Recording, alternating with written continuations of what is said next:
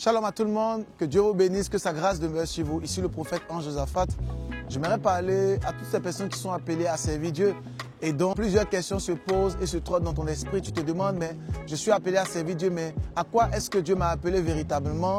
Et tu te poses mille et une questions sur toutes ces choses. J'aimerais te dire ceci. Dans Éphésiens chapitre 4 à son verset 11, la Bible dit qu'il a donné certaines personnes comme apôtres, d'autres comme prophètes, d'autres comme évangélistes, certains comme pasteurs et même docteurs.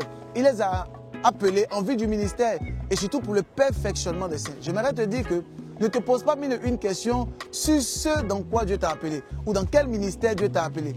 Pose-toi les bonnes questions. Est-ce que tu le fais pour la gloire de Dieu? Et lorsque Dieu appelle, il appelle en vue du ministère, mais pour le perfectionnement des saints. Tu dois comprendre que lorsque Dieu t'appelle, c'est pour parfaire les saints.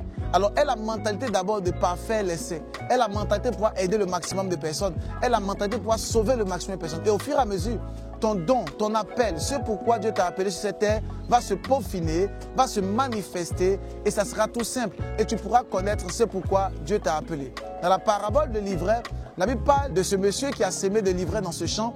Et la Bible dit que lorsque le maître de la maison est arrivé, il a dit simplement, laissez croître l'ivraie, mais laissez croître aussi le blé. Et à la moisson, on enlèvera simplement l'ivraie. Ne causons pas ou encore ne portons pas la confusion en voulant arracher l'ivraie. Nous pourrons également arracher le blé. À force de vouloir se précipiter pour connaître son appel, évangéliste, pasteur, docteur, prophète, à force de se précipiter, tu peux faire une grande erreur et qui va bousculer et qui va saboter tout ton appel. Concentre-toi plutôt sur gagner des âmes, sauver des vies, faire du bien aux gens. Concentre-toi sur la perfection des saints et le reste se manifestera.